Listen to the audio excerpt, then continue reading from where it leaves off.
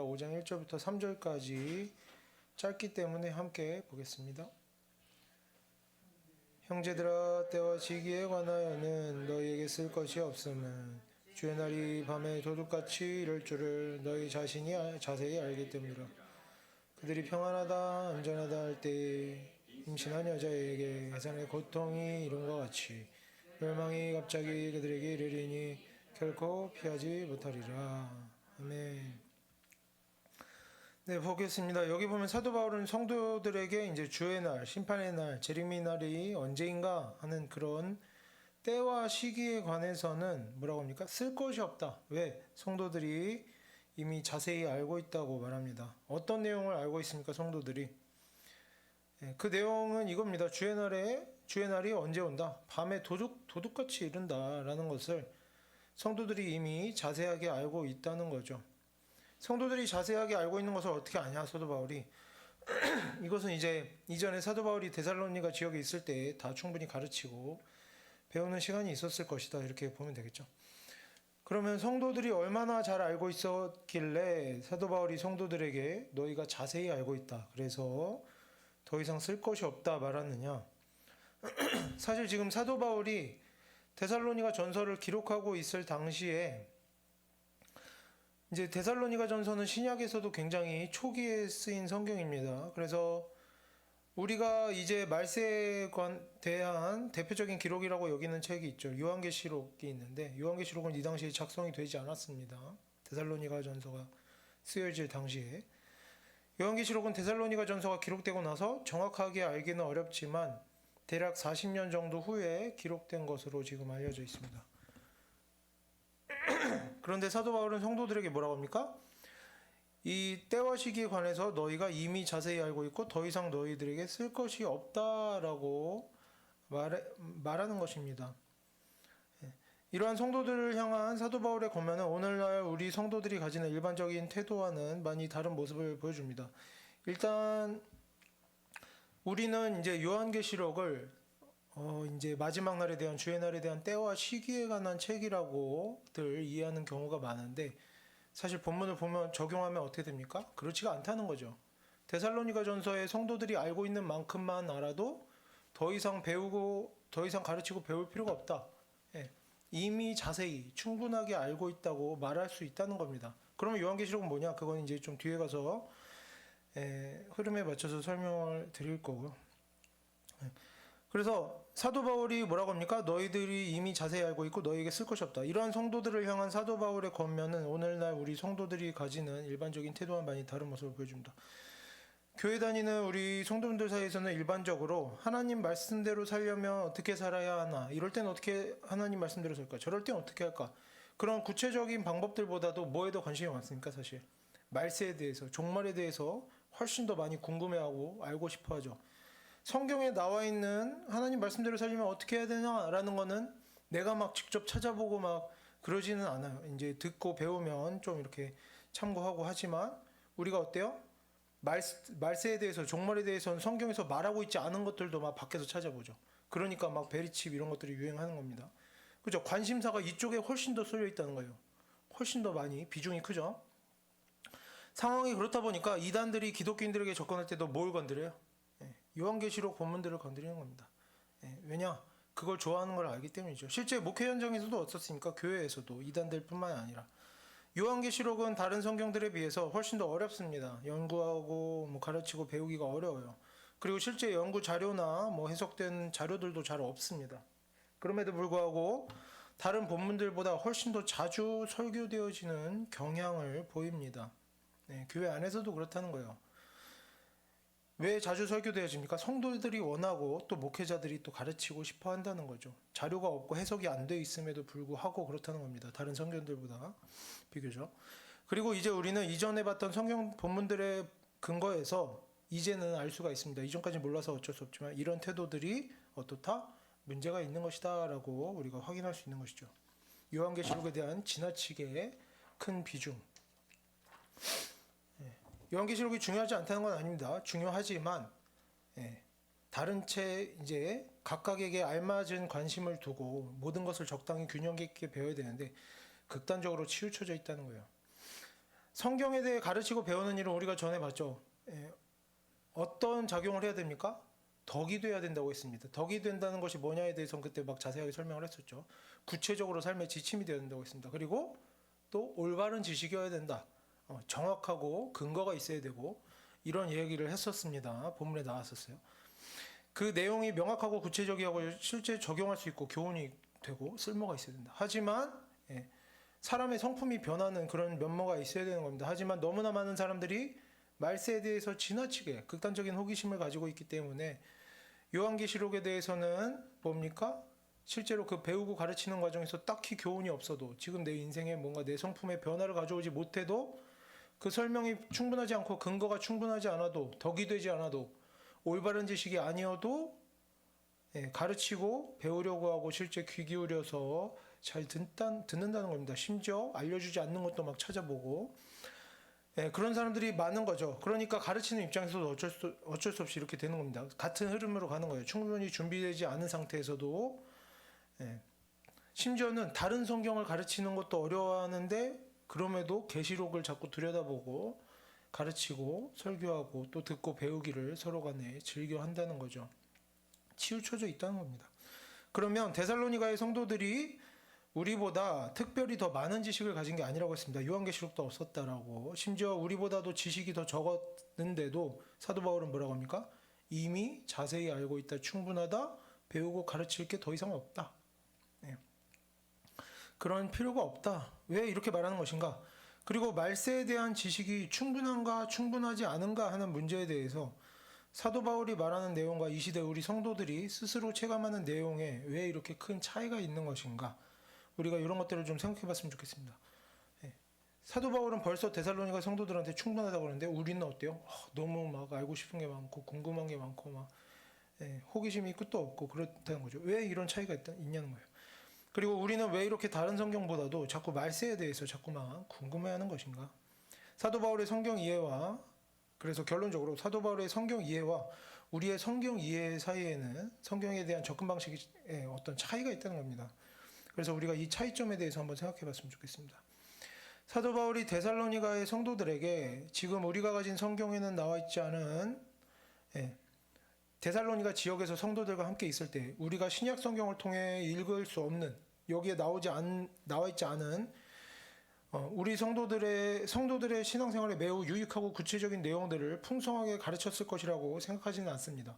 데살로니가 지역에서는 열심히 잘 가르쳐 놓고 성경에는 기록해 놓지 않고 너희에게 뭐 부족한 것이 없다. 자세히 가르쳤다. 이렇게 그런 좋은 내용들을 숨겨놨을 거라고 생각되지는 않는다는 거예요. 만약 사도 바울이 그런 내용들, 우리에게 유익하고 필요한 내용들을 데살로니가 지역에서 사역하는 동안 가르쳤지만 성경에 기록하지 않았다면 그런 일은 없었을 거라고 생각을 합니다. 만약 그렇게 하려고 했어도 하나님께서 반드시 그 유익한 내용들은 우리에게 어떤 식으로든 전달이 되도록 하셨을 것입니다. 하지만 성경에서는 그때도 그렇고 그때 이 데살로니가 전서가 작성되던 시기에는 또 존재하지도 않았던 요한계시록이 새롭게 작성되고 전달된 지금도 그렇고 데살로니가 전서가 기록될 당시에도 그렇고 지금도 그렇고 오늘 본문에서 말하는 주의 날에 대해서는 성경에서 그렇게 자세하게 말하고 있지 않습니다. 우리가 궁금해할 만한 어떤 여지를 준다는 거죠. 다 적혀 있으면 우리가 왜 궁금하겠습니까? 지금 본문에서는 때와 시기에 관해서 쓸 것이 없다고 말하는데 그러면서 이 때와 시기에 관해서는 뭐라고 합니까? 한 문장으로 정리하는 거죠. 주의 날은 언제 온다고 합니까? 도둑같이, 밤에 도둑같이. 밤에 도둑같이라는 건 뭡니까? 꼭 해가 져야만 오후 저녁 10시 이후에 온다는 겁니까? 아니죠. 아무도 알지 못하는 때, 아무도 예상하지 못하는 때에 온다는 겁니다. 그러니까 알려고 하지 말아라는 겁니다. 이것이 우리가 말세에 대한 때와 시기에 대해서 알 수 있는 전부라는 거죠. 그리고 사도 바울은 뭐라고 합니까? 이것을 안다면 마지막 날이 언제 밤에 도둑같이 온다는 것을 안다면 너희에게는 이제 때와 시기에 관해서는 쓸 것이 없다. 가르칠 것도 없고 배울 것도 없다. 충분히 자세히 알고 있다라고 하는 겁니다. 그렇다면 이제는 우리도 이 주의 날에 대한 시간의 문제, 때와 시기의 문제, 주의 날이 몇 년도에 몇 월 며칠에 어느 계절에 있을 것인가, 어떤 시간대에 올 것인가, 예, 어떤 상황에서 올 것인가 우리에게 이를 것인가 하는 문제들 데살로니가 전서에도 쓰여 있지 않고 요한계시록에도 쓰여 있지 않은 그런 것들은 우리 성도들에게 전혀 중요한 문제가 아니라는 것을 우리가 이제는 믿음으로 받아들여야 하는 것입니다. 예. 그리고 우리가 이러한 성경의 비중, 성경 본문에서 성경 본문이 우리의 관심사 말고요. 성경 본문이 어떤 것에 대해서 얼마나 많이 이야기하는가, 얼마나 중요하게 여기고 있는가, 어떤 문제에 대해서 어느 정도의 분량의 정보를 제공하고 있는가에 대해서 우리가 주의 깊게 살펴봐야 되겠습니다. 내가 알고 싶은 것, 내가 궁금한 것 말고 성경이 말하고 싶어 하는 것이 무엇인가? 예수님께서 하나님께서 우리에게 주고 싶어 하시는 메시지가 무엇인가를 알아봐야 된다는 겁니다. 우리가 계속해서 신앙생활을 왜 합니까? 나 중심의 사고방식에서 나 중심의 말과 행동에서 계속해서 하나님 중심으로 옮겨가야 되는 것입니다. 내가 알고 싶은 것이 중요한 것이 아니라 하나님께서 주고 싶어 하시는 메시지가 중요한 것이죠. 그래서 이렇게 성경의 비중에 대해서도 우리가 주의 깊게 살펴보고 우리의 인생을 여기에 우리의 관심사를 이 성경의 분량에 발맞춰서 살아갈 때 우리가 성경에서 많이 가르치는 것에는 많은 열심을 내고 적게 가르치는 것에는 적은 것에도 만족할 줄 알게 될 때에 우리 성도들이 불필요한 데 시간 낭비하지 않고 요한계시록을 가르쳐준다고 하는 이단들에게 끌려다니지도 않고 건강한 신앙생활을 할 수 있게 되리라 믿습니다.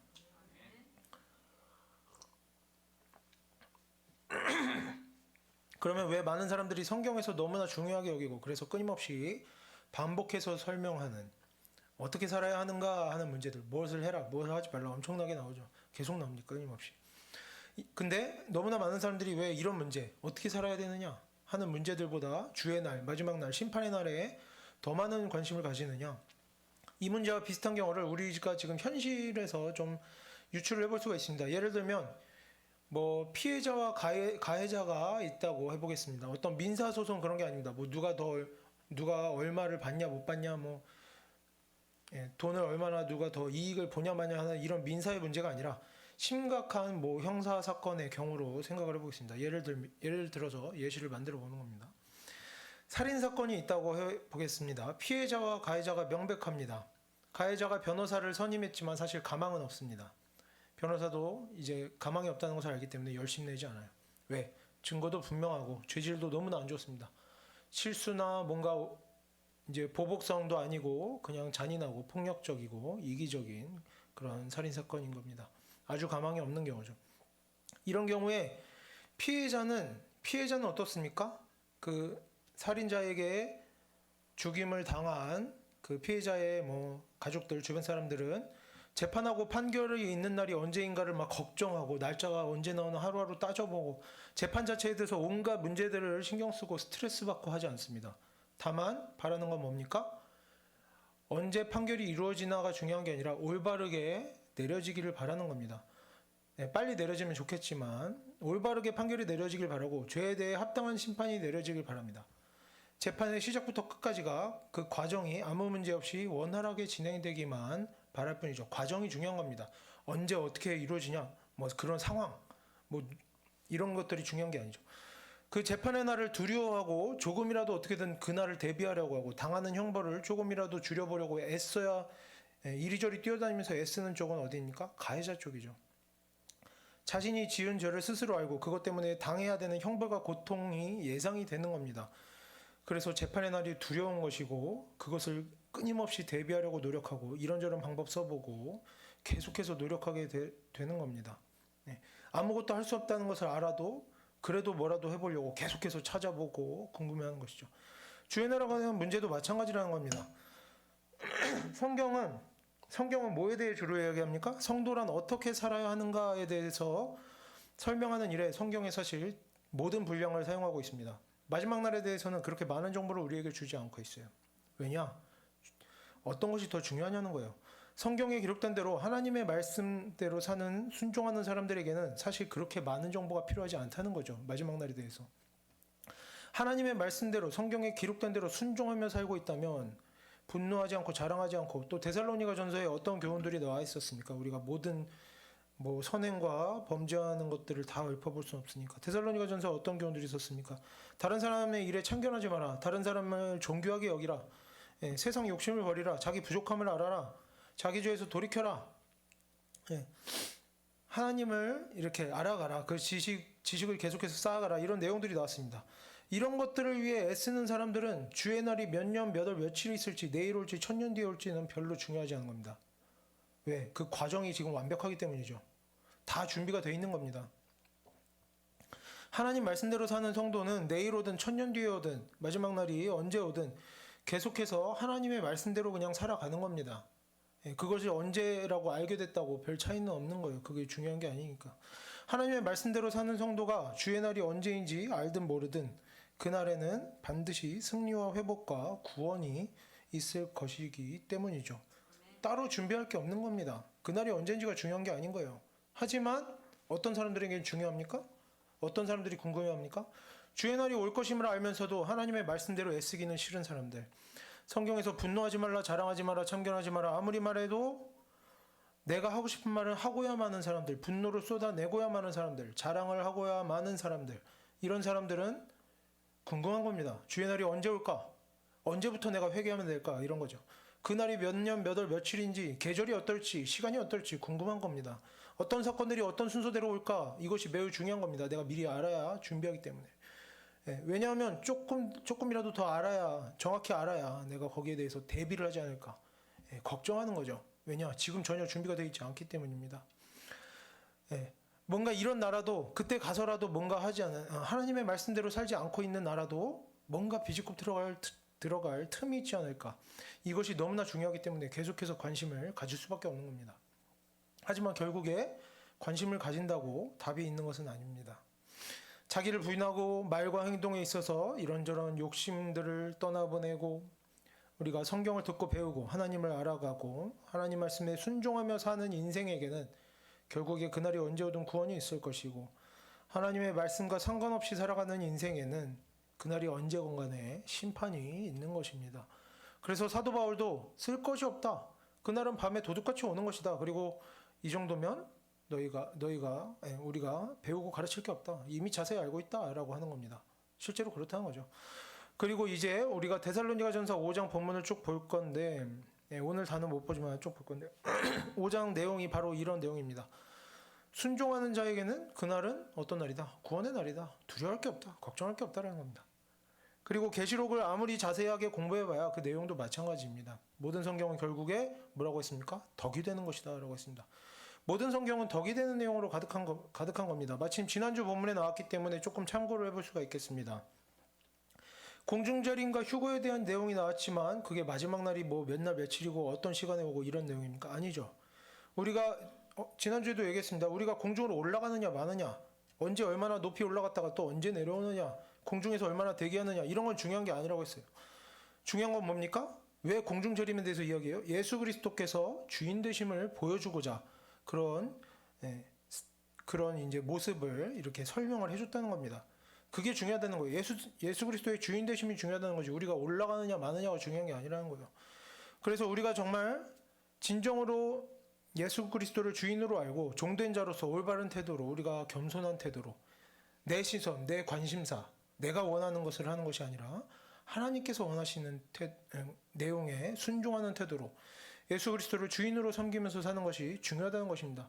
계시록의 다른 내용들도 마찬가지입니다. 휴거만 예수님의 재림과 휴거만 그런 교훈적인 문제와 관련되어 있는 것이 아니에요.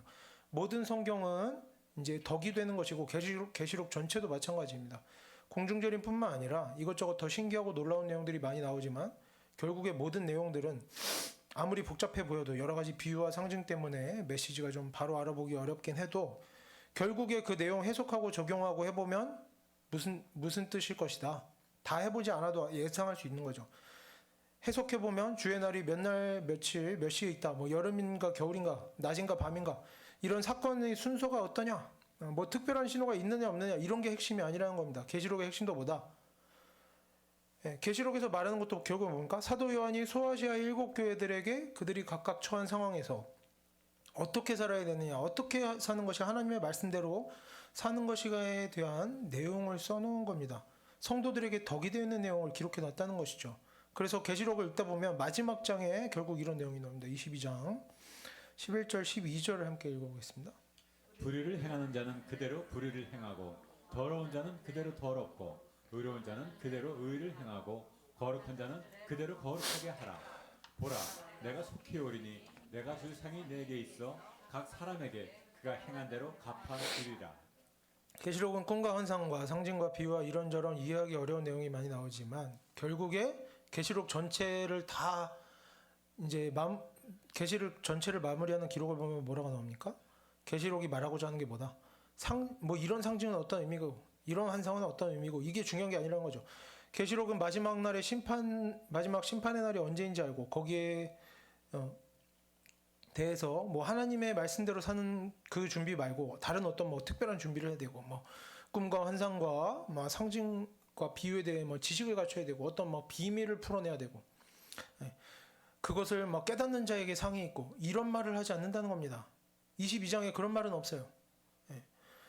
뭐라고 나옵니까? 그 대신 의로운 자와 불의를 행하는 자들에게 그 행한 대로 갚아주리라. 이것이 계시록의 22장 동안 그 많은 상징과 비유를 통해서 설명하고자 하는 계시록의 결론이 뭐다? 의로운 자와 불의를 행하는 자들에게 그 행한 대로 갚아주리라. 이것이 계시록의 결론이라는 겁니다. 의를 행하라는 겁니다. 계시록 전체가 말하고자 하는 것은. 아무리 새롭게 보려고 해도 아무리 독특하고 신비한 내용을 찾아보려고 해도 죄를 멀리하고 하나님 말씀에 순종하는 인생이 아닌 다른 데서 아무리 해답을 찾으려고 애써봐도 하나님의 말씀은 창세기나 계시록이나 그 어디에서나 그런 편법이나 지름길 같은 것을 전혀 제공하지 않고 있다는 겁니다. 그런데도 우리가 이러한 하나님의 말씀에 순종하며 살기로 결단하지 못하면 내가 하고 싶은 말, 하고 싶은 행동들 포기하지 못하면 우리가 스스로 하나님의 말씀대로 사는 일에 적극적인 태도로 임하지 못하면 그래서 우리가 성경에서 자주 말하는 이런 내용들, 모든 성경이 말하는 내용들 뭡니까? 이럴 땐 이렇게 살아라. 이런 죄를 멀리해라 하는 내용들에 우리가 관심을 가지고 주의를 기울이고 하지 못한다면 성경 대부분의 내용들이 어떻겠습니까? 필요가 없죠. 필요가 없는 내용이니까 재미가 없고 지루하다고 느낄 수밖에 없습니다. 그러다 보면 자꾸 다른 거는 별로입니다. 재미가 없고 새로운 내용, 쉽게 해결해주는 내용, 신비로운 내용들만 찾게 되는 겁니다. 그런 내용 찾다 보면 계시록이 궁금해지는 거죠, 다시. 그러다 보면 결국에 말세가 어떻고 환상이 어떻고 하는 내용들 아니면 어떻게 더 복받고 부자 되나 나에게 어떻게 기적이 일어날까 뭐 꼭 부자 되는 거 아니라도 뭐 놀랍고 좋은 일들이 나에게 안 찾아오나 뭐 그런 비법이 없나 문제가 해결되고 내 욕심 채워주는 일이 어느 날 갑자기 일어나지 않을까 뭐 그 방법이 없을까 하는 식의 자극적이고 이상한 내용들 성경에서 말하지도 않는 그런 내용들을 자꾸 찾고 그러다가 이단들에게 넘어가거나 그런 것과 관련된 계속해서 쏟아져 나오는 자극적인 제목의 책들과 유튜브 영상들을 보느냐고 우리의 인생을 다 허비하게 되어버리는 것입니다. 관심사가 잘못되어지면 이렇게 우리가 시간을 낭비하게 되는 것이죠. 그래서 우리가 이제부터는 내가 정말 어떻게 해야 더 하나님 말씀에 순종하며 살아갈까 이것에 대해서 조금 더 고민할 수 있는 성도들이 되기를 바랍니다. 내 자신의 죄와 부족함을 돌아보기를 애쓰면서 또 앞으로 어떻게 말하고 어떻게 행동하고 어떻게 살아갈까 고민하면서 그 모든 문제들에 대해서 성경을 듣고 배우면서 성경 안에서 답을 찾아가면서 우리가 그렇게 건강하고 바람직한 신앙생활을 이어가면서 계속해서 하나님과 가까워진다면 마지막 날에 언제 오든지 말든지 그날에 우리는 반드시 승리할 것이라 믿습니다. 다시 본문을 보면 주의 날은 밤에 도둑같이 이른다라고 합니다. 도둑같이 이른다는 것은 우리가 알 수 없을 때, 예상하지 못할 때 갑자기 주의 날이 찾아온다는 것입니다. 성경 본문에서는 여기저기서 여러 번 반복해서 이렇게 주의 날, 심판의 날은 아무도 알 수 없다라고 말합니다.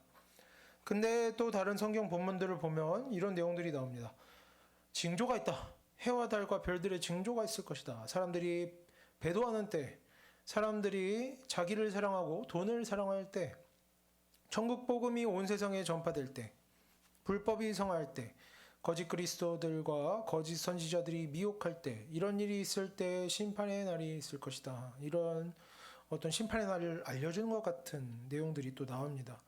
그러면 도대체 성경에서 말하고자 하는 게 뭐냐는 겁니까? 우리가 그날을 알 수 있다는 것인가 모른다는 것인가 알아야 한다는 것인가 몰라도 된다는 것인가 그날은 우리에게 징조로 미리 알려주는 겁니까? 아니면 갑자기 도둑같이 오는 겁니까?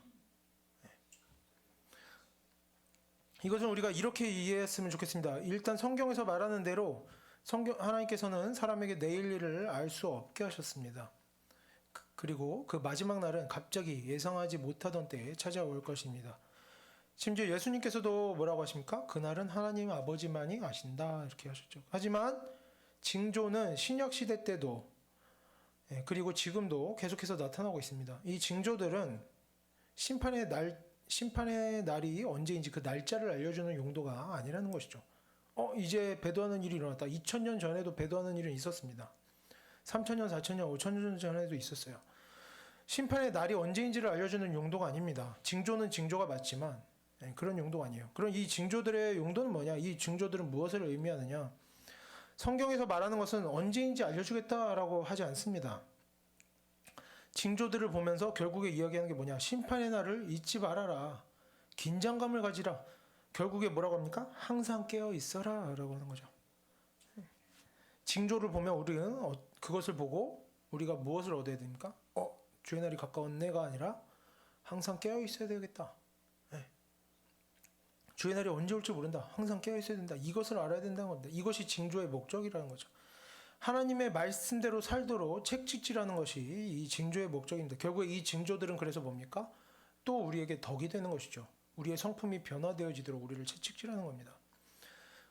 앞에서 다룬 내용대로 이 긴장감을 유지하고 싶지 않은 사람들이 있다는 거예요. 하나님 말씀대로 살아야 되는데 살지 못하는 내 자신에 대한 어떤 긴장감, 계속해서 그런 노력을 해야 된다는 긴장감을 유지하고 싶지 않은 사람들이 있다는 겁니다. 내 하고 싶은 대로 살면서 뭔가 그러면서도 하나님께로부터 나오는 복을 얻고 싶은 사람들이 있다는 거예요. 하나님 말씀대로 사는 일에서는 조금 이렇게 휴식을 취하고 방학하고 내 마음대로 편하게 죄 지으면서 조금 살다가 심판의 날이 금방 오지는 않으니까 지금은 괜찮다고 안도감을 느끼고 싶은 사람들에게는 심판의 날짜가 매우 중요한 겁니다. 언제 올까? 10년 안에는 안 오지 않을까? 이런 게 중요한 거죠.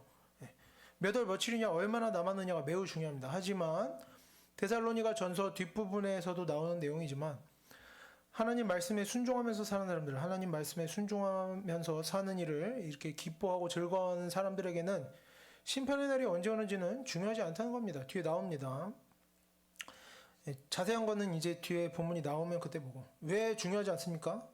성도들은 그날이 아까도 이야기했지만 그날이 내일 오든지 10년 뒤에 오든지 100년, 1000년 뒤에 오든지 그날이 오고 말고와 상관없이 하루하루를 똑같이 살아간다는 거죠. 어떻게? 하나님 말씀에 순종하면서 죄를 멀리하면서 살아간다는 겁니다. 차이가 없다는 거예요. 그래서 우리가 이렇게 심판의 날이 언제냐 이걸 자꾸 헤아려 보기보다는 내가 정말 하나님께서 주시는 징조들을 보면서 심판의 날을 기억하고 있는가, 내가 내 자신을 하나님의 말씀으로 채찍질하고 있는가, 내가 그날이 이제 올 때에 내가 하나님 앞에 서기에 합당한 인생을 지금 살고 있는가. 우리가 언제나 이런 어떤 심판의 날이 언제냐에 관심을 가지기보다 우리 자신을 돌아보기를 더 열심을 내는 우리가 그런 성도들이 되기를 바랍니다. 다음으로 넘어가서 3절을 함께 읽어보겠습니다. 그들이 평안하다 안전하다 할 그때 임신한 여자에게 해산의 고통이 이른과 같이 멸망이 갑자기 그들에게 이르리니 결코 피하지 못하리라. 여기서 그들이라는 것은 데살로니가 전서에서 이제 성도들과 대비돼서 나오는 사람들입니다. 4장에서 나왔었어요. 소망 없는 사람들이라고 나왔었죠. 하나님을 믿지 않는 사람들을 말하는 것으로 보면 되겠습니다. 지금 본문은 소망이 없는 사람들이 평안하다 안전하다 할 때에 멸망이 온다라고 합니다. 그럼 먼저 소망이 없는 사람들, 하나님을 믿지 않는 사람들은 왜 평안하다 안전하다 말합니까? 왜 이런 말을 했어요? 신약시대 그리스 로마 사회에서 왕이나 총독이나 정치인들이 주로 외치던 정치 선전 문구가 있었다고 합니다. 그것이 바로 평안함과 안전함. 평안함과 안전함을 약속하는 겁니다. 내가 너희들 이렇게 해줄게. 그러니까 나를 잘 따라와라. 사람들이 내 말 잘 듣게 하려고 하는 것이 바로 이 평안함과 안전함이었어요. 정치적인 선전 문구. 그리고 사실 이런 종류의 정치적인 선동은 문구만 달라질 뿐이지 그리스 로마 시대에만 있었던 것은 아닙니다. 예레미야 6장 13절 14절 함께 읽어보겠습니다. 이는 그들이 가장 작은 자로부터 큰 자까지 다 탐욕을 부리며 선지자로부터 제사장까지 다 거짓을 행함이라. 그들이 내 백성의 상처를 가볍게 여기면서 말하기를 평강하다 평강하다 하나 평강이 없도다. 구약에서도 마찬가지이고 지금 데살로니가 전서 본문에서는 평안하다 안전하다 뭐 이렇게 나오지만 단어 하나하나가 중요한 게 아니죠. 정치적인 선동이라는 겁니다. 구약 시대에는 거짓 선지자들이 평강을 말했고 그리스 로마 시대에 와서는 정치인들이 평안함과 안전함을 말했습니다. 세상은 이렇다는 겁니다. 언제나 거짓된 평화, 거짓된 안전함, 이런 것들을 말하고 있다는 것이죠. 그리고 실제로 하나님의 말씀을 의지하지 않는 사람들, 하나님의 말씀에 순종하기를 싫어하고 하나님으로부터의 구원의 능력이 나타남을 믿지 않는 사람들은 구약시대의 거짓 선지자들을 실제로 의지했고 신약시대에는 로마의 정치인들을 의지했습니다. 왜? 그들이 좋은 것을 약속해 주니까. 세상을 의지하는 거죠. 하지만 지금 성경은 말합니다. 뭐라고 하는 거예요? 평화는 거짓이다. 오래가지 못한다. 세상의 평화는 오래가지 못한다. 거짓이다. 그것들은 모두 해산의 고통과 함께 멸망한다. 네. 이것은 그리고 어떤 멸망이다? 절대로 피하지 못한다. 절대로 피하지 못하는 멸망이다. 이렇게 되어 있습니다.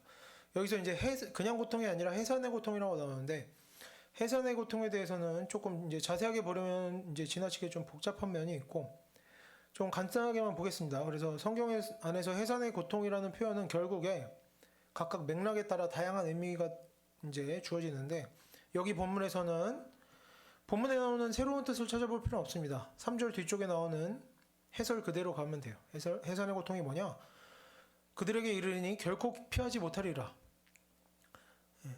그래서 해산의 고통은 갑자기 이르는 고통 그리고 절대 피할 수 없는 고통을 의미한다라고만 이렇게 보면 되겠습니다.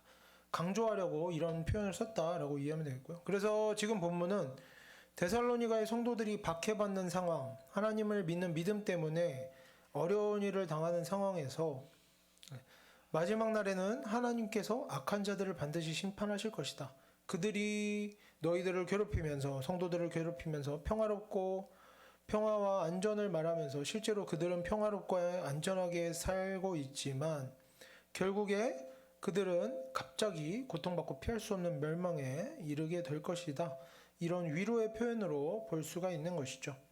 하지만 이 부분 역시 우리가 지금 물론 어떤 사람들에게는 종종 믿음 때문에 지금 힘든 일을 고난을 경험하고 있기도 합니다. 하지만 우리 중에 대부분은 하나님을 믿는다는 사실만으로 지금 고통당하고 있지는 않아요. 뭐 사람이 죽어나가고 그런 상황은 아니죠.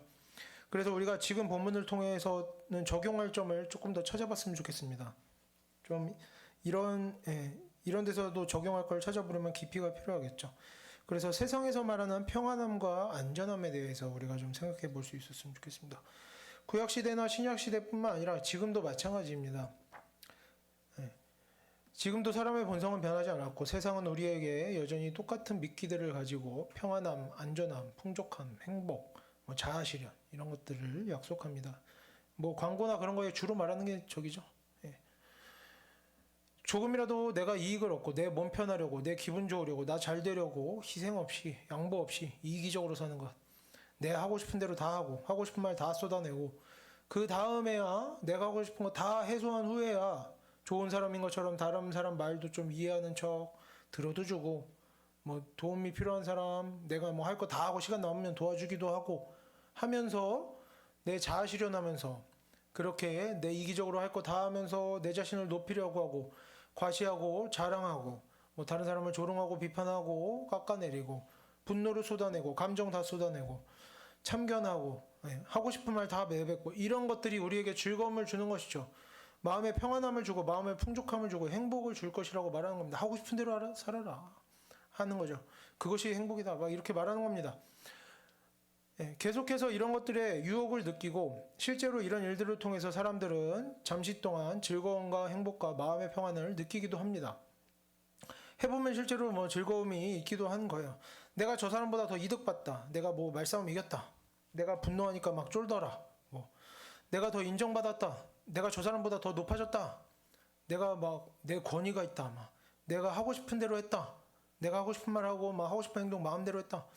이런 것에서 실제로 사람들은 즐거움을 느끼죠. 하지만 죄가 반복될수록 하나님으로부터 멀어지고 즐거움을 위해서 이기적인 태도로 범죄하며 살아가는 그 시간들은 점차 대가를 치르게 됩니다. 그렇게 우리의 죄는 습관이 되고 우리의 인생은 죄의 종이 되고 계속해서 심판받고 결국에 시간이 지나고 나면 어떻게 하고 있는 겁니까? 내 인생은 왜 이렇게 고통스러운가? 왜 사람들은 나를 알아주지 않을까? 괴로워하면서도 또 괴로우니까 괴로움을 해소하려고 어떻게 합니까? 내 욕심과 결핍을 채우려고 하는 겁니다. 더 이기적으로 행동하고 나쁜 말 더 많이 하고 더 많이 화내고 더 죄 지으면서 우리는 계속해서 피할 수 없는 멸망을 향해서 나도 모르는 사이에 나가게 되는 겁니다. 그러다 보니까 어떻게 되는 거예요? 갑자기 멸망에 이르는 것이죠. 그리고 이제 피할 수가 없는 겁니다. 왜? 평생 동안 쌓아온 죄를 어떻게 한순간에 노력한다고 피할 수가 있겠습니까? 그럴 방법은 없는 거죠. 스스로 자신을 돌아보지 않고 이렇게 죄를 떨쳐내려고 애쓰는 일이 없으면서도 자신의 말이나 행동을 계속해서 변화시켜가는 모습이 없으면서도 또 아예 하나님도 믿지 않거나 스스로 하나님을 믿는다고 생각하는 사람들은 어떻게 생각합니까? 자신을 돌아보지 않으면서도 하나님을 믿는다 생각하는 사람들은 믿음이 있으니까 이렇게 좀 안심을 하는 거죠. 믿음이 없는 사람들은 또 이런 생각을 합니다. 그래도 내가 열심히 살았으니까 내가 다른 사람한테 좀 막말하긴 했지만 뭐 직장생활 열심히 했어. 난 나름대로 열심히 살았어. 노력을 했어. 뭐 살다 보면 소망이 있는 거 아니겠어. 이런저런 생각을 하면서 사람들은 기대합니다. 언젠가 좋은 날이 올 거라고.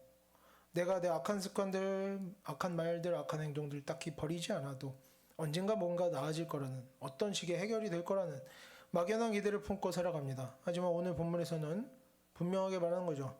뭐라고 합니까? 준비되지 않은 자들, 하나님의 말씀 없이 안전과 평화와 소망에 대해서 말하는 그들, 하나님 없이 사는 사람들에게는 멸망이 생각지도 못한 때에 갑자기 찾아오게 되고 절대로 피할 수가 없다라고 말하는 것입니다. 지금 데살로니가전서 본문은 이 땅에서의 평화와 안전함과 즐거움과 편안함을 위해서 살아가는 인생, 그리고 또 어떤 인생입니까? 한편으로는 고난 중에도 하나님을 알아가고 하나님 말씀에 순종하기를 애쓰는 인생에게 전혀 다른 모습으로 찾아오는 마지막 날의 양면성을 보여주고 있습니다. 성도들에게는 심지어 어떤 말씀들이 나왔습니까? 너희가 고통받고 있을지라도 원수까지 사랑해야 된다. 이런 얘기가 분명히 있었죠. 고통받는 중에도 원수까지 사랑하는 자들과 뭐 이렇게 이기적으로 살아가는 사람들, 이 둘 사이에 그 마지막 날에 어떤 양면성이 드러난다는 겁니다. 어떻게 다른가? 평안함과 안전함을 찾는 사람들에게는 피할 수 없는 멸망이 갑자기 임할 것이고 하나님을 알아가고 하나님 말씀에 순종하며 자신을 돌아보며 변화되어져 가면서 사는 인생에게는 마지막 날이 어떨지 언제일지 뭐 그때와 시기가 중요하지 않다. 두려워하고 걱정하고 고민하고 뭐 이런 것 저런 거 알아야 되고 뭐 준비해야 되고 할 것이 없다는 겁니다. 더 이상 가르치고 배울 것이 없다. 너희가 이미 자세히 알고 있다 라고 하는 것이죠. 결국에 이 주의 날의 때와 시기에 관해서 우리가 알 수 있는 것은 그저 하나님을 알아가고 하나님의 말씀에 순종하며 사는 것으로 충분한 것입니다. 더 이상 뭔가를 알 필요는 없다는 거죠. 그 외에는 다른 어떤 것도 하나님 말씀대로 사는 일 외에는 다른 어떤 것도 그날에 가서 아무런 도움이 되지 않는다는 겁니다. 그래서 우리가 이제부터는 주의 날, 마지막 날, 뭐 심판의 날을 두려워하고, 뭐 그래서 뭐 베리칩이 어떻고, 자연재해가 어떻고, 전쟁이 어떻고, 뭐 어떤 나라가 뭐 이스라엘이 어떻게 되고, 뭐 이런 징조가 뭐 심판의 징조냐, 뭐 아니면 좀 더 기다려야 되냐, 세상에 이런 일들 저런 일들 사건 사고가 있을 때마다 우리가 거기에 휘둘리고 근심 걱정하면서 허송세월을 보내면서 사는 그런 인생에서 우리가 벗어날 수 있게 되기를 바랍니다. 그래서 우리가 무엇에 집중해야 되겠습니까? 언제나 하나님을 알아가기를 애쓰고 언제나 하나님의 말씀대로 살려면 어떻게 살아야 될까를 고민하고 우리가 하나님의 말씀에 순종하며 살아가기를 애쓰면서 우리가 하나님 말씀 안에서 진정한 안전함, 영원한 평안을 누릴 수 있게 되는 우리가 그런 하나님의 자녀다운 인생을 살아가게 되기를 바랍니다. 함께 기도하겠습니다.